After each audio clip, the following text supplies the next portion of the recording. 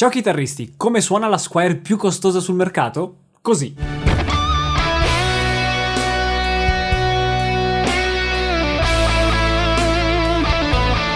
Probabilmente da questa breve clip non si capisce granché e approfondiamo tutto in questo video.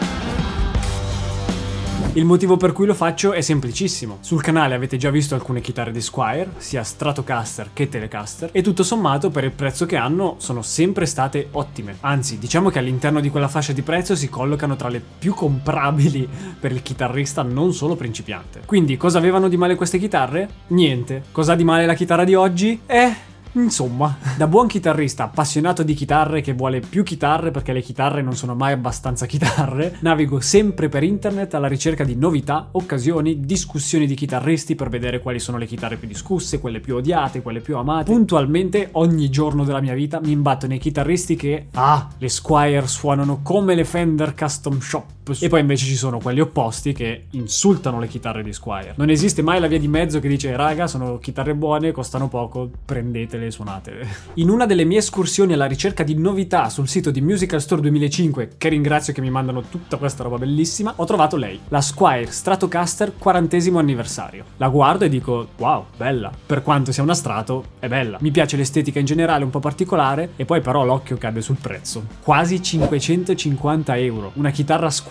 O mi sono perso qualcosa, o non sto capendo cosa sto guardando, o c'è qualcosa che non va. Sarà anche il 40° anniversario, quello che vogliamo, ma è comunque una Squier che arriva a costare quasi come una Fender Player. Ora, sapete cosa penso delle Fender Player? Ne abbiamo parlato anche in un video, ve lo lascio qui sopra, così se volete recuperarlo potete, ma spoiler, il 90% delle Fender Player con cui ho avuto a che fare aveva sempre dei problemi. E una chitarra molto più economica come la Squier Classic Vibe Strato rendeva 10 volte meglio. Spesa inferiore, affidabilità, nessun difetto, e se già comunque la Classic Vibe Squier era riuscita e per quanto mi riguarda è superiore alla serie Fender Player, mi aspetto che anche questa lo sia, lo do per scontato. Ma l'unica cosa che il mio cervello riesce a vedere è che Fender cerca di vendere la stessa chitarra di prima a un prezzo un po' più alto. Ci sono delle attenuanti. È un'edizione più o meno limitata. Si parla del 40° anniversario. L'estetica è particolare. Non si tratta di sicuro del classico modello Strato Sunburst o qualsiasi altro colore Strato classico. Tutto l'hardware è dorato. Il battipenna non è il classico battipenna in plastica, ma è in alluminio spazzolato, anche lui d'oro. E poi ci sono questi segnatasti fatti a rettangolo in simil madreperla che rendono lo strumento sicuramente un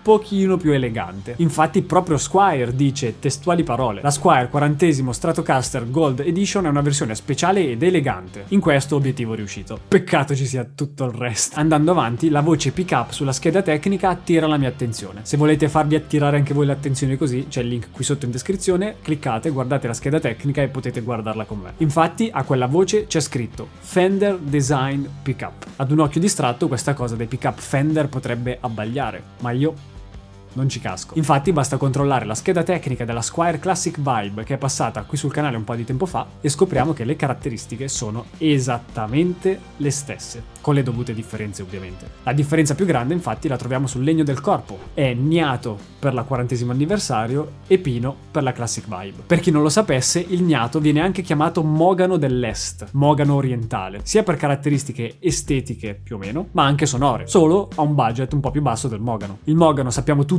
a grandi linee come suona, e gran parte di quel suono grosso, ciccione, rotondo, bello della Les Paul e comunque del mondo Gibson è dovuto da quei 5.000 kg di mogano che formano la chitarra. Ok pick up, ok tutto, ma anche quello ha il suo peso fisicamente proprio. Quindi in linea teorica questa Strato dovrebbe essere un filino meno acida rispetto a una Strato anni 50 come era la Classic Vibe che ho già provato. Mettiamoci anche la tastiera scura in palissandro, che non è in palissandro qui ma è in alloro indiano, e il risultato dovrebbe essere quello di una Strato un pochino più rotonda, un pochino più smussata. Ho dato una mentata alla chitarra. Quindi abbiamo finalmente capito perché questa chitarra costa di più. Estetica diversa, particolare, legni diversi e in generale chitarra a tiratura limitata. Tutto bellissimo, ma alla fine una chitarra così, che costa di più rispetto alla chitarra standard, ma che è alla fine uguale. Come suona? All'inizio vi ho dato un piccolo assaggio, adesso vi faccio sentire una bella carrellata di suoni e voi nei commenti mi dite subito, mentre la sentite, cosa ne pensate. Subito dopo i suonati vi dico cosa ne pensano le mie manine, soprattutto dopo aver provato questa chitarra ma anche la sua versione standard un po' di tempo fa.